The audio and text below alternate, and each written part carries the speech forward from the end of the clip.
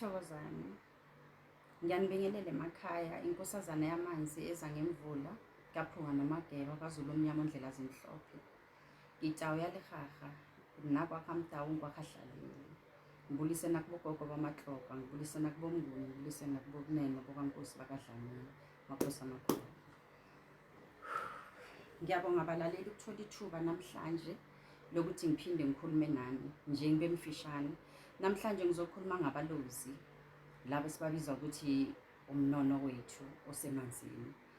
Abalozi bahlukene kathathu. Kunabalozi abasemanzini, kunabalozi abasentabeni, kunabalozi abaphezulu. Abalozi abasemanzini yingane ezaphuphuma ezingazange zazaleka. Yingane ezihlala emanzini lezo nezalukwazi zethu. Umnono wethu ke loyo. Uhamba nomnono njalo. Umnono wethu usemanzini ongazayi ingane ezingazange zazaleka. Umnono wethu uhambisana nomlozi wasemanzini.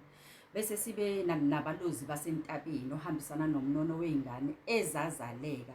Ingaba yahamba la emhlabeni ina 3 months noma ina 1 month or 1 day, but the fact ukuthi yazaleka yafika emhlabeni yasiyahamba noma yahamba ingaphansi kweminyaka 9 years.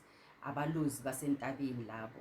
Noma ngabe ingane yakho yahamba isikhulile but ingakahlangana nomuntu wesimami, sesomlozi wasentabeni, kodwa loyo ke usebuye abiyibutho.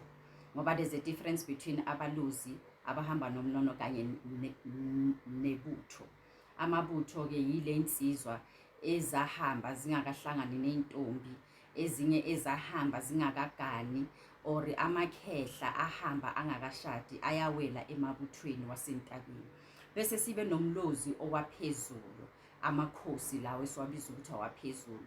Normally lawo amakhosi lawo kungaba ngabe wena mhlambe wazaleka unewele, so lelo wele lelo elingazange laphila kuba amakhosi wakho aphezulu, liba umlozi wakho aphezulu, kuba umnono wakho waphezulu. Noma ngabe mhlawumbe kunengane eyaphuphuma engazalekanga, eyazambela kahle ngesihle, engazalekanga kahle, iyaphinda futhi ibo amakhosi owaphezulu, iphinde ilinke nalaba ibasemanzini. Amakhosi waphezulu kungaba amakhehla ebekade bawenza lo msebenzi abakupha lesikhwama, abahamba bangagananga ingwenze yakho, iphinde ibe umlozi owaphezulu, amakhosi aphezulu ke lawo. So ke into engizozithinta njengomlozi, imvelaphi yomlozi siyazi ukuthi abantu ababuya ngale kubo Congo, kubo Zambia, kubo Zimbabwe, kubo Mozambique, imvelaphi yabo but igcwele kakhulu ngapha eBasuthwini njengoba bengishilo.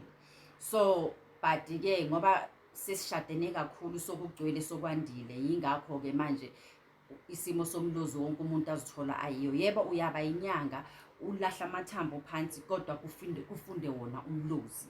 Uyaba umthandazi, uthandaze uchumana nawo futhi mawuthandaza kakhulu uyachumana nomlozi wakho.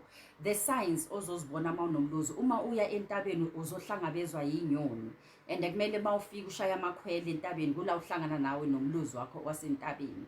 Sometimes sishaya umbhobho lo obonayo lo unawo lo kula masiye emanzini nasentabeni, kula sihlangabezana nomlozi wethu okuphi emanzini nasentabeni, nawo amakhosi aphezulu, umlozi ophezulu sishaya wona lo mbhobho lo.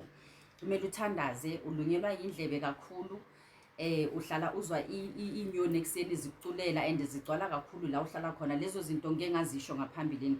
So la bengifuna ucorrect ukuthi yes, noma uyinyanga uyaba nomlozi, uyaba nomlozi ulahla amathambo, kube umlozi okhuluma lawo mathambo. Siyafemba ngomlozi, senza yonke into ngomlozi. Umlozi ke ukuwo wonke umuntu omelaphi wendabuko, uba khona yonke indawo. Yes khona it takes time ukuthi umature njengoba ngishilo ngaphambili. Ufuna isineke sakho nokuzimisela kwakho, uthandaza kakhulu, uaplease kakhulu idlozi, uya kakhulu entabeni, uya kakhulu emanzini, uyakhuleka ehlane, umlozi wakho uyakhula kanjalo. Benginibingelela abantwana esikhaya, mina kaphunga nomagela, bengasemkhulu namhlanje. Bengifuna ukuexplain ukuthi umlozi siyawuthola ngapha ethumeni, siphinde sikuthole futhi nasebunyangeni. Abantu bathanda ukudideka ukuthi mawume lapho wendabuko umlozi awunayo. Cha, umlozi siba nayo. Siyawashaya amakhwele senza amakhosi, siyawashaya amakhwele silahla amathambo, siyawashaya amakhwele senza yonke into. uNkulunkulu abe nani, ngiyanithanda. Makhosi amakhulu, makwande, amen. uNkulunkulu abe nani.